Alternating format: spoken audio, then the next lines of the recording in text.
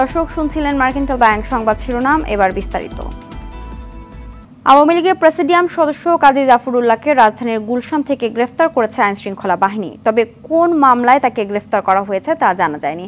বুধবার দিবাগত রাতে তাকে গ্রেফতারের বিষয়টি জানায় আইনশৃঙ্খলা বাহিনী। গ্রেফতারের পর অসুস্থ হয়ে পড়ায় কাজী জাফরুল্লাহকে জাতীয় হৃদরোগ ইনস্টিটিউটে ভর্তি করা হয়েছে।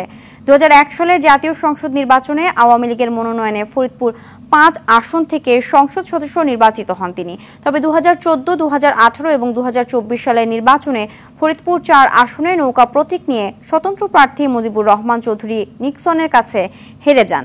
এদিকে বৈদেশিক মুদ্রা নিয়ন্ত্রণ আইনের মামলায় সাবেক আইনমন্ত্রী আনিসুল হক ও সালমান এফ রহমানকে 5 দিনের রিমান্ড দিয়েছে আদালত। অন্যদিকে ধানমন্ডি থানার হত্যা মামলায় গ্রেফতার দেখানো হয়েছে সাবেক বিচারপতি শামসুদ্দিন চৌধুরী মানিককে।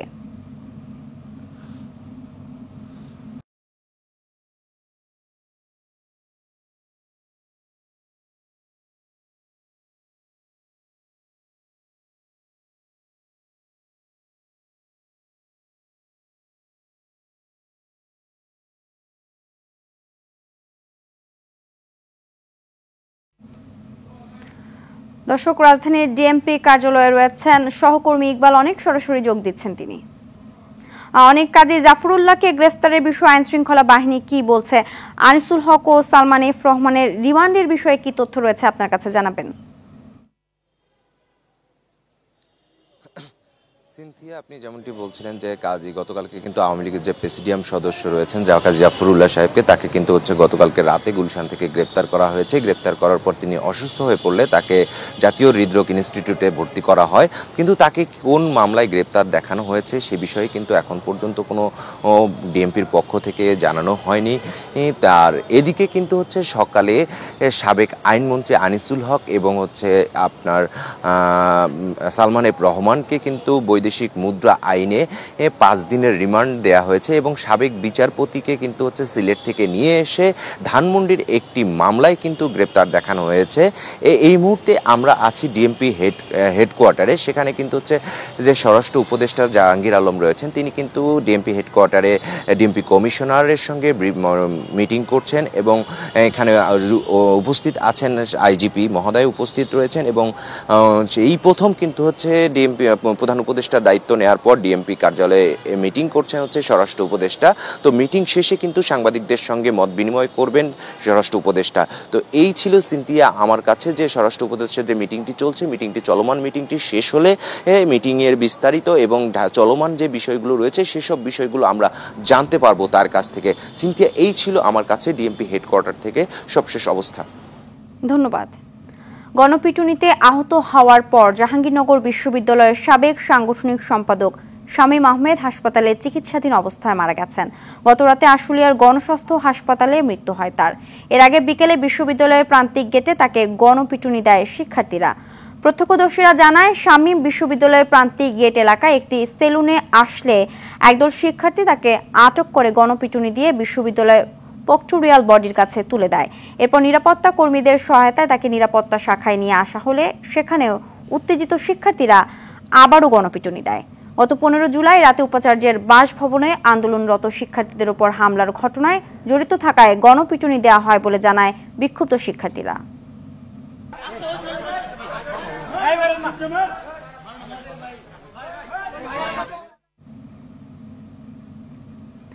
ব্যবসার টাকা তুলতে ব্যাংকে গিয়ে 19 জুলাই মোহাম্মদপুরে ময়ূর ভিলার সামনে আওয়ামী লীগ নেতা ও পুলিশের গুলিতে নিহত হন রোকন। স্বৈরাচারকে ক্ষমতায় টিকিয়ে রাখতে শুধু হত্যা নয়, মরদেহ বাসার সামনে আনার পর সেখানেও হেলিকপ্টার থেকে চালানো হয় হামলা। উপার্জনক্ষম রোকনকে হারিয়ে দিশেহারা তার পরিবার। নির্মম নিষ্ঠুর এই হত্যার সুষ্ঠু বিচার দাবি পরিবারের। সাকিবুর রহমানের রিপোর্টে বিস্তারিত। ছবি তুলেছেন নাজমুল হাসান সামন। 19 জুলাই 2024 শেখ হাসিনা সরকারের পতনের জন্য আন্দোলনে ছাত্র জনতা। মোহাম্মদপুরে সেদিন ফ্যাসিবাদকে টিকিয়ে রাখতে ছাত্র জনতার উপর চড়াও হন ওই এলাকার আওয়ামী লীগ নেতা ও পুলিশ। ব্যবসার টাকা তুলতে গিয়ে এমন নির্মম হত্যার শিকার হন আল শাহরিয়ার হোসেন রোকন। অসংখ্য গুলিতে হত্যা করা হয় রোকনকে। এরপর হাসপাতাল ঘুরে ছেলের মরদেহ বাসায় আনার পর সেখানেও হেলিকপ্টারে চালানো হয় হামলা। উপরে দিয়ে গুলি করতেছে কিভাবে, লাশ নিয়ে আসার পরে হেলিকপ্টার দিয়ে উপর থেকে সমানে গুলি করতেছে। আমরা দিশা না পাইয়া বাঁশের মাথার মধ্যে কাফনের কাপড় বাইন্দা এরপরে উড়াইতেছে আর বলতেছি যে এখানে লাশ আছে, আপনারা গুলি করেন না।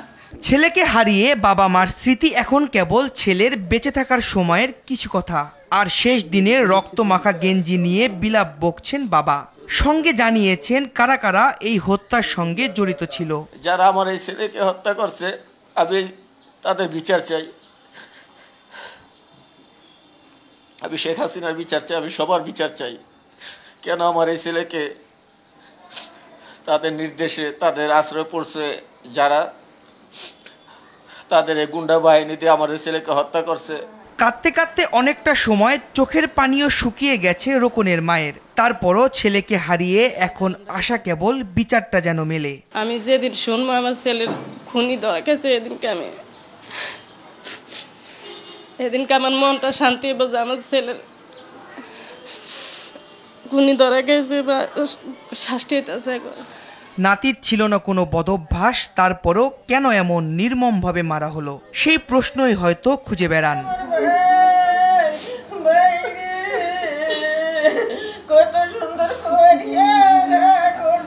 শুধু রোকন নয়, ফ্যাসিবাদ মুক্ত করতে এমন শত শত তরুণ জীবন দিয়েছেন। তাদের পরিবার আজ আপনজন হারিয়ে কেবল একটি আশায় বুক বাঁধছেন, খুনিদের অন্তত শাস্তি হোক, শান্তি মিলুক নিহতদের। সাকিবুর রহমান, RTV, ঢাকা। এদিকে অর্থের অভাবে ভালোভাবে চিকিৎসা করতে পারছেন না বৈষম্য বিরোধী আন্দোলনে আহত আফরোজা শিরিন। আন্দোলনের সময় কাঁচপুর হাইওয়ে ট্রাফিক পুলিশ ফাঁড়িতে আগুন দেয় বিক্ষুব্ধ জনতা। ওই ভবনে কাজ করতেন আফরোজা। আগুন ছড়িয়ে পড়ায় জানালা দিয়ে লাফ দিলে তার পায়ের গোড়ালির হাড় ভেঙে যায়। দীর্ঘদিন ঢাকা মেডিকেল চিকিৎসা নিলেও খরচ মেটাতে হিমশিম খাচ্ছে পরিবার। সিদ্ধিরগঞ্জ থেকে শাহাদাত হোসেন স্বপনের রিপোর্ট, জানাচ্ছেন জুবাইর রাজিন। ঘরবন্দি দিন কাটছে বৈষম্য বিরোধী আন্দোলনে আহত নারায়ণগঞ্জের আফরোজা শিরিনের। এক পা ভেঙে অন্যের সহায়তায় করতে হচ্ছে চলাফেরা। রাজধানীর কাঁচপুরে একটি বেসরকারি হাসপাতালে প্যাথোলজিস্ট হিসেবে কাজ করতেন আফরোজা শিরিন। হাসপাতাল ভবনের উপরেই ছিল কাঁচপুর হাইওয়ে ট্রাফিক পুলিশের ফাঁড়ি। গেল 20 জুলাই সিমরাইল মোড়ে ছাত্র জনতার সঙ্গে পুলিশের ব্যাপক সংঘর্ষ হয়। এক পর্যায়ে ওই ভবনে আগুন দেয় বিক্ষুব্ধ জনতা। পুরো ভবনে আগুন ছড়িয়ে পড়লে জানালা দিয়ে লাফ দেন আফরোজা। এতে তার পায়ের গোড়ালির হাড় ভেঙে যায়। আমার যখন রাস্তা থেকে নিয়ে আসতেছিল তখন হেলিকপ্টার দিয়ে গুলি করতেছিল। এমন অবস্থা যে আমি বাসায় যেতে পারবো না, এটা সত্যি। মানে এমন অবস্থা আমি ভাবতেছিলাম যে আমি হয়তো হসপিটালে আগুনে না পুড়া হয়তো গুলিতেই মারা যাম, এমন অবস্থা ছিল। ঢাকা মেডিকেল কলেজ হাসপাতালে দীর্ঘদিন চিকিৎসা হলেও অর্থের অভাবে ভালোভাবে চিকিৎসা করাতে পারছেন না। খরচ মেটাতে হিমশিম খেতে হচ্ছে পরিবারের। সরকার তরফ থেকে হোক, যে তরফ থেকে হোক, আমার একটু সহযোগিতা আমি কামনা করি। আমার টাকার জন্য অভাবে আমার মেয়ের পায়ের অপারেশন করার দরকার ছিল, ডাক্তারে বলছে, কিন্তু অপারেশন করতে পারছি না। আন্দোলনে আহতদের চিকিৎসার জন্য সরকারের কাছে দাবি জানিয়েছে স্থানীয়রা। যারা এই সংঘর্ষে আহত হয়েছে, এই সংঘর্ষে যারা অনেক মুমূর্ষ অবস্থায় আছেন, তাদেরকে সরকার যেন পৃষ্ঠপোষকতা করে। আহতদের তালিকা করে আর্থিক ও চিকিৎসা সহায়তার আশ্বাস স্থানীয় জামাত নেতাদের। যারা আহত যারা আছে তাদের ব্যাপারে আমরা খুঁজে আহতদেরকে আমরা তাদেরকে আর্থিক সহায়তা দিচ্ছি এবং তাদের চিকিৎসা সহায়তা দিচ্ছি। বৈষম্য বিরোধী আন্দোলনে হতাহতদের পরিবারের পাশে দাঁড়াবে সরকার ও বিত্তবানরা, এমনটাই প্রত্যাশা সকলের। জুবাইর রাজিন, RTV। গ্রাম শহরে পাল্লা দিয়ে বাড়ছে ডেঙ্গুর সংক্রমণ। ডেঙ্গুতে আক্রান্ত হয়ে গত 24 ঘন্টায় 6 জন মারা গেছে, যা চলতি মৌসুমে একদিনের সর্বোচ্চ মৃত্যু হার। এ নিয়ে এবছর মৃতের সংখ্যা বেড়ে দাঁড়ালো 119 জনে। আর ডেঙ্গু আক্রান্ত হয়ে হাসপাতালে ভর্তি হয়েছে 865 জন। এ নিয়ে এখন পর্যন্ত মোট আক্রান্ত 21,079 জন। বুধবার সন্ধ্যায় স্বাস্থ্য অধিদপ্তরের হেলথ ইমার্জেন্সি অপারেশন সেন্টার ও কন্ট্রোল রুম থেকে পাঠানো ডেঙ্গু বিষয়ক নিয়মিত প্রতিবেদনে এসব তথ্য জানানো হয়। আক্রান্তদের মধ্যে ঢাকার 2 সিটি কর্পোরেশনে 393 জন, এছাড়া ঢাকা বিভাগে 121, বরিশালে 46, চট্টগ্রামে 145, খুলনায় 94, ময়মনসিংহে 18, রাজশাহীতে 20 ও রংপুরে 28 জন রোগী হাসপাতালে ভর্তি হয়েছেন।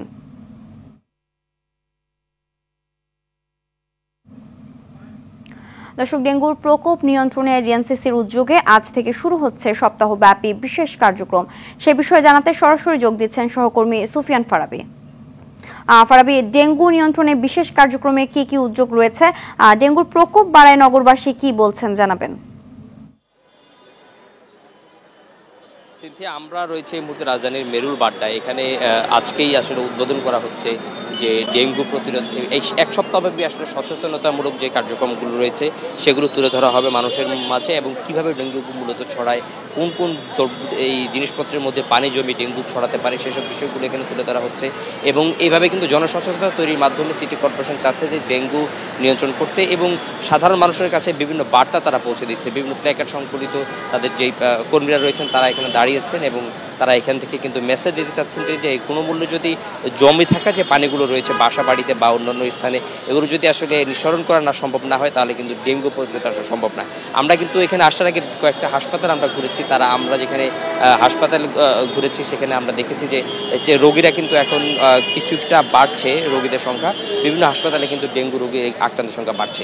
আর সিটি কর্পোরেশনের খুবই চমৎকার একটি উদ্যোগ আমাদের চোখে পড়েছে, সেটা হচ্ছে যে এই সিটি কর্পোরেশনের কর্মীদের পাশাপাশি শিক্ষার্থীদেরকেও তারা এই কার্যক্রম যুক্ত করেছে, যাতে সচেতনতা বাড়ানোর লক্ষ্যে শিক্ষার্থীরা কিন্তু এই মুহূর্তে বেশ কিছু সেক্টরে গুরুত্বপূর্ণ ভূমিকা পালন করছে। সুতরাং ডেঙ্গু নিয়ন্ত্রণও তারা সিটি কর্পোরেশন চাচ্ছে যে কোনো মূল্যে যদি সে শিক্ষার্থীদেরকে অংশগ্রহণ করানো যায় তাহলে কিন্তু এটা সকলের জন্য সহজ হবে। আমরা বেশ কিছু ধর এখানে অবস্থান করছি, এখানে আমরা দেখেছি আসলে ডাবের খোসা, তারপর টায়ার, তারপরে প্লাস্টিকের যে পানির বোতল রয়েছে বা ইত্যাদি যেসব জিনিসে পানি জমে আসলে একসময় ডেঙ্গু মশার উৎপাদনটা হয়, সেগুলো কিন্তু মানুষের সামনে তুলে ধরা হচ্ছে এবং সচেতনতা বাড়ানোর কাজটা কিন্তু করছে। সিনথিয়া, এই ছিল রাজধানীর মেরুল বাড্ডা থেকে আমার কাছে থাকা সর্বশেষ তথ্য। ধন্যবাদ। টানা 4 দিনের ভারী বৃষ্টিতে চুয়াডাঙ্গায় ক্ষতিগ্রস্ত হয়েছে ফসলের মাঠ। পানিতে তলিয়ে গেছে ধান, কলা, সব ধরনের শাকসবজি সহ বিভিন্ন মৌসুমী ফসলের জমি। এতে বড় ধরনের ক্ষতির মুখে পড়ার আশঙ্কা করছেন কৃষকরা। চুয়াডাঙ্গা থেকে জহির রায়হানের পাঠানো প্রতিবেদন, বাকিটা জানাচ্ছেন সৈয়দা সামিয়া তামান্না। বঙ্গোপসাগরে সৃষ্ট নিম্নচাপের প্রভাবে সারা দেশের মতো চুয়াডাঙ্গায় টানা ঝড় বৃষ্টিতে কৃষি খাতের ব্যাপক ক্ষয়ক্ষতি হয়েছে। এতে লোকসানের মুখে পড়ার আশঙ্কা করছেন কৃষকরা। জেলায় বৃষ্টিতে ক্ষতিগ্রস্ত হয়েছে ফসলের মাঠ, পানিতে তলিয়ে গেছে শাকসবজি, মরিচ সহ বিভিন্ন ফসলি জমি। পানিতে তলিয়ে থাকায় পচে গেছে ধানের চারা, ক্ষতিগ্রস্ত হয়েছে পেঁপে ও কলার ক্ষেত।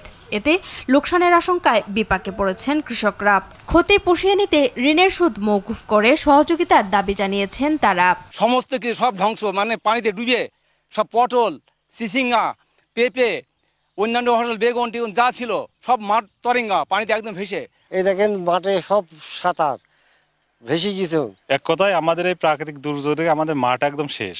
দিন আদায় শোধ দেবো না কি করে আমার সংসার চালাবো, এইটাই করেছিলাম, এছাড়া আর আমার কোনো কিছু নাই। এদিকে এসব ক্ষয়ক্ষতির পরিমাণ নিরূপণ করে মাঠে কাজ শুরু করার কথা জানায় কৃষি বিভাগ। যে সকল কৃষকরা ক্ষতিগ্রস্ত হয়েছে, আসলে আমরা এই সকল কৃষকদের আমরা সম্ভাব্য জমির পরিমাণটা আমরা নিরূপণ করছি এবং আমাদের যে উপজেলা প্রশাসন আছে এবং আমাদের উপপরিচালক মহোদয় বরাবর আমরা সেই রিপোর্টগুলো প্রেরণ করেছি এবং আমরা আমাদের উপপরিচালক মহোদয়কেও আমরা অবগত করেছি। আমাদের যদি ডিএই থেকে কোনো ধরনের সহযোগিতা আমরা পেয়ে থাকি তাহলে আমরা কৃষকদেরকে এই সহযোগিতা করতে পারবো। জেলা কৃষি সম্প্রসারণ অধিদপ্তরের তথ্য অনুযায়ী জেলায় টানা বৃষ্টিতে 4100 হেক্টর জমির ফসল ক্ষতিগ্রস্ত হয়েছে।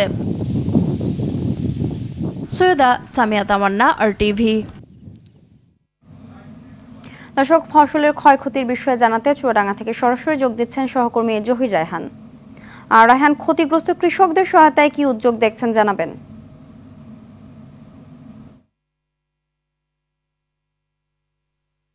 সিনথিয়া, আপনি সংবাদে দর্শকদের যেমনটি জানাচ্ছিলেন, আসলে টানা যে 4 দিনের বৃষ্টি সাথে দমকা হওয়ার কারণে কিন্তু চুয়াডাঙ্গার যে ফসলের মাঠের যে চিত্র সেটা কিন্তু পাল্টে গেছে এই 4 দিনে। আমরা দেখেছি যে বিশেষ করে কলার ক্ষেত এবং পেঁপের ক্ষেতগুলো একেবারেই সবচেয়ে বেশি ক্ষতিগ্রস্ত হয়েছে, সাথে যে নিচু জমিতে ধানের যে ক্ষেতগুলো ছিল সেই ক্ষেতগুলো কিন্তু পানির নিচে তলিয়ে গেছে। সেই ধান কিন্তু কৃষকরা যেটা জানিয়েছেন সেই ধান কিন্তু পচে যাচ্ছে এবং ধানের যে চারা সেটা কিন্তু ব্যাপকভাবে ক্ষতিগ্রস্ত হয়েছে। তো এছাড়া কৃষি সম্প্রসারণ অধিদপ্তর যে তথ্য দিয়েছে সেটা হচ্ছে মোট জেলায় কিন্তু 4100 হেক্টর জমির যে ফসল আছে সেগুলো কিন্তু আক্রান্ত হয়েছে। আর এর ভিতরে 2020 হেক্টর জমির আমন ধানি রয়েছে, 225 হেক্টর জমির পেঁপে রয়েছে, 450 হেক্টর জমির মাসকলাই রয়েছে, 75 হেক্টর জমির কলা রয়েছে। এছাড়া অন্যান্য যে গ্রীষ্মকালীন সবজি আছে সেগুলো রয়েছে। তো ক্ষয়ক্ষতির সঠিক পরিমাণ নিরূপণে কিন্তু মাঠ পর্যায়ে এখনো কাজ করছে বলে জানিয়েছেন জেলার যিনি উপপরিচালক আছেন তিনি আমাকে সকালে জানিয়েছেন। আজকের ভিতরে হয়তো তারা যে সঠিক ক্ষয়ক্ষতির পরিমাণ সেটা কিন্তু নিরূপণের কাজ শেষ করবেন। আর কৃষকদের একটা দাবি কৃষকরা বারবার বলছেন, সেটা হচ্ছে তারা যে ফসল উৎপাদন করতে যে খরচটা করেছেন তা কিন্তু উঠবে না বলে আশঙ্কা করছেন কৃষকরা। সেক্ষেত্রে তাদের প্রণোদনা দেওয়ার দাবি কিন্তু কৃষকরা করছেন। আর একটি দাবি করছেন যে কৃষি ঋণ তারা নিয়েছেন সেগুলো যে সুদ সে সুদ কিন্তু মওকুফের দাবি কৃষকরা করছেন। তো সিনথিয়া, এই ছিল চুয়াডাঙ্গা থেকে আমার কাছে সর্বশেষ। ধন্যবাদ। চট্টগ্রামে বাড়তি দামে বিক্রি হচ্ছে নিত্য প্রয়োজনীয় বিভিন্ন পণ্য, এতে হিমশিম অবস্থা ক্রেতাদের। বাজারে প্রতি কেজি বেগুন 80 টাকায় বিক্রি হচ্ছে, লেবুর প্রতি হালি বিক্রি হচ্ছে 50 থেকে 60 টাকায়, লাউ বিক্রি হচ্ছে প্রতি কেজি 50 থেকে 60 টাকায়, টমেটো 100 থেকে 150 টাকায় বিক্রি হচ্ছে, ডিম প্রতি ডজন বিক্রি হচ্ছে 160 টাকায়। বাজারে বেড়েছে মিঠা পানি ও লবণাক্ত পানির মাছের দাম, বাড়তি মাংসের দামও। আর ব্রয়লার মুরগি 220 টাকা কেজিতে বিক্রি হচ্ছে। পণ্যের দাম নিয়ন্ত্রণে বাজার মনিটরিং এর দাবি জানিয়েছেন ক্রেতারা।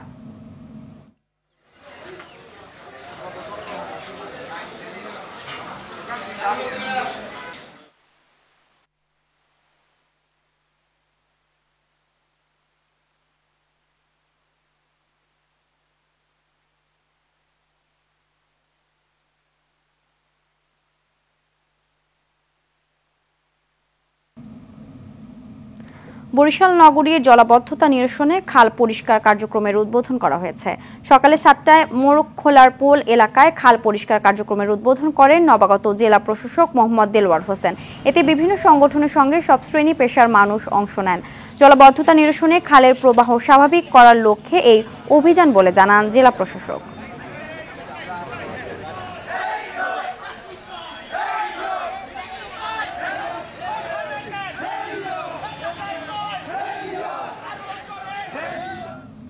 এ বিষয়ে আরো জানাতে বরিশাল থেকে সরাসরি যোগ দিচ্ছেন সহকর্মী আরিফুল ইসলাম।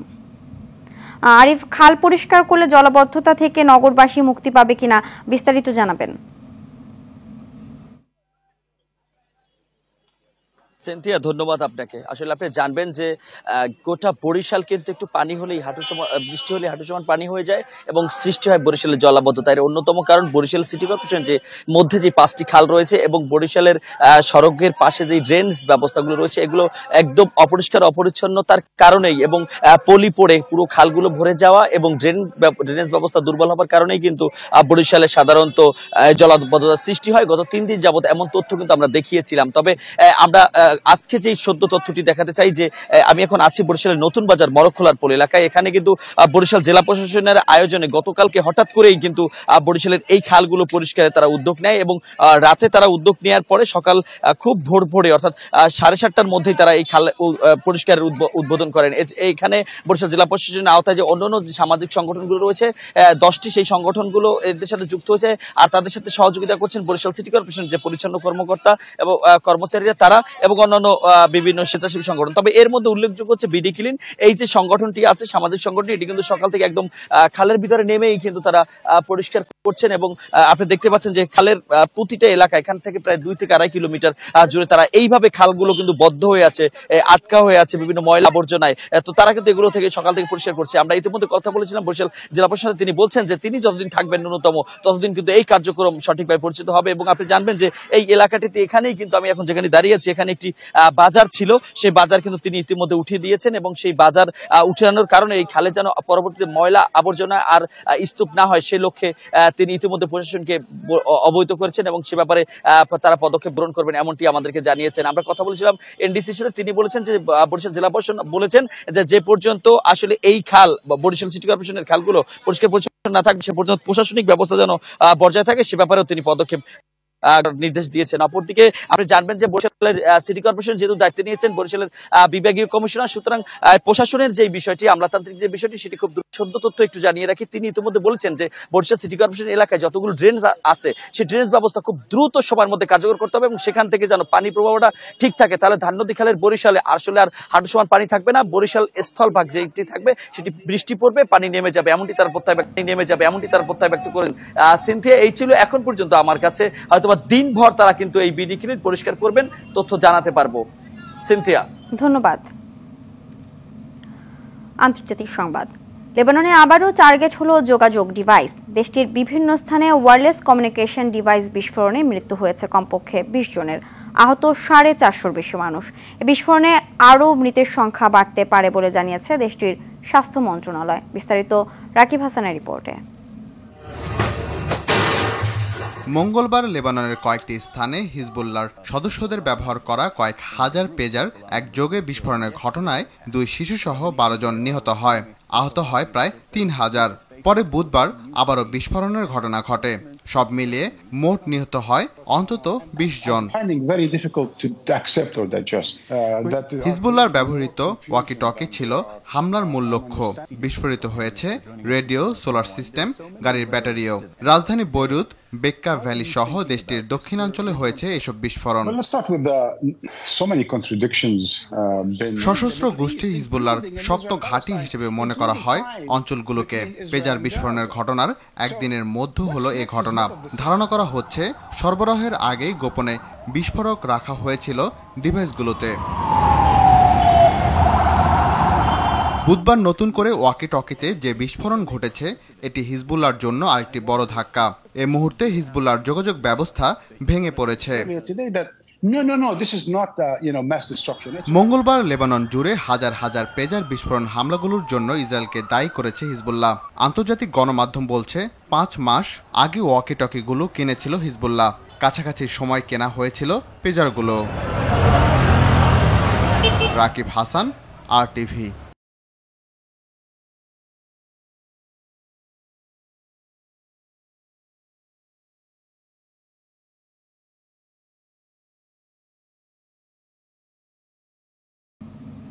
ফিলিস্তিন রাষ্ট্র ছাড়া ইসরায়েলকে স্বীকৃতি দেবে না সৌদি আরব। বুধবার উপদেষ্টা শুরা কাউন্সিলের বার্ষিক ভাষণে কথা বলেন সৌদি যুবরাজ মোহাম্মদ বিন সালমান। ফিলিস্তিনে ইসরায়েলি দখলদারিত্বের তীব্র নিন্দাও জানান যুবরাজ। এদিকে ফিলিস্তিনের অবরুদ্ধ গাজা ভূখণ্ডে ইসরায়েলি বর্বর হামলায় আরও 20 ফিলিস্তিনি নিহত হয়েছেন। এতে করে উপত্যকাটিতে নিহতের মোট সংখ্যা প্রায় 41,300 জনে পৌঁছেছে। আহত হয়েছেন আরও 95,000-এর বেশি ফিলিস্তিনি। ইসরায়েলি হামলায় মাটির সাথে মিশে গেছে হাসপাতাল, স্কুল, শরণার্থী শিবির, মসজিদ, গির্জাসহ হাজার হাজার ভবন। বাড়িঘর ছাড়তে বাধ্য হয়েছে প্রায় 20 লাখ বাসিন্দা।